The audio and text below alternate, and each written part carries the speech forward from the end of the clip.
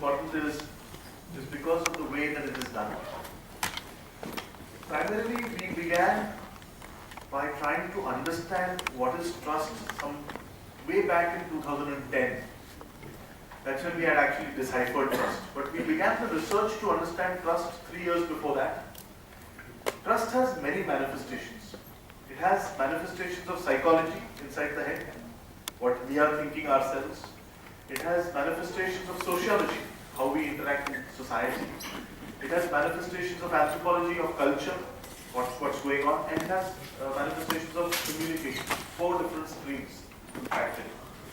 The way you communicate will impact trust, the way you interact with others will impact trust, the way you think yourself and understand yourself will impact trust, and so on and so forth.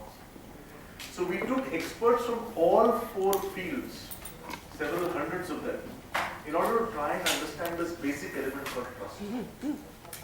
And what was the reason behind it? The reason we thought that it is extremely important is brands are communicating every day.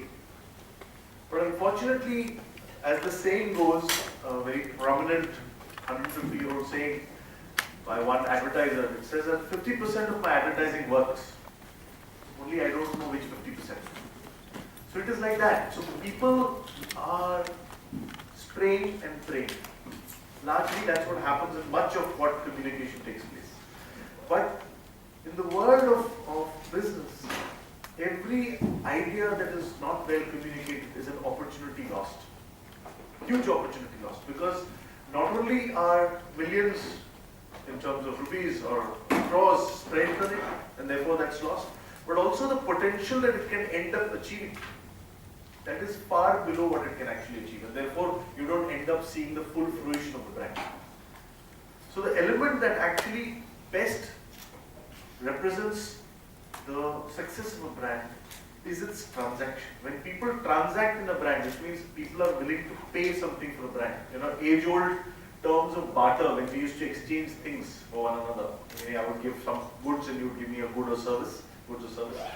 And therefore we would be, we were living off each other's labor, so to speak, in one way. But as time has passed, we have got this currency called money, which is the medium of exchange. And similarly, once that comes in, the most elemental thing is inherently that paper has no value. It has one signature from the RBI governor which says that it will be paid. In fact, recently in November last, even that got cancelled. So we know how difficult it can be. So it causes mistrust. So when you have a medium of exchange like that, trust is extremely important. Trust is a future-focused contract, meaning I am not getting anything currently, but I am willing to invest in it. Be it a relationship, wife, girlfriend, or anybody else. Be it a product, be it a job, be it a product that you buy, not just product that you sell. It could be any other. So it's a future-focused contract, so we believe in it. And therefore, all things, commerce of course, but governance, policing, love, affection, emotion in general, is all dependent on trust. So trust is the reason that transactions happen. And that's why in business, trust is the most important, and that's why we started saying that without that, you cannot proceed further. You have to understand trust.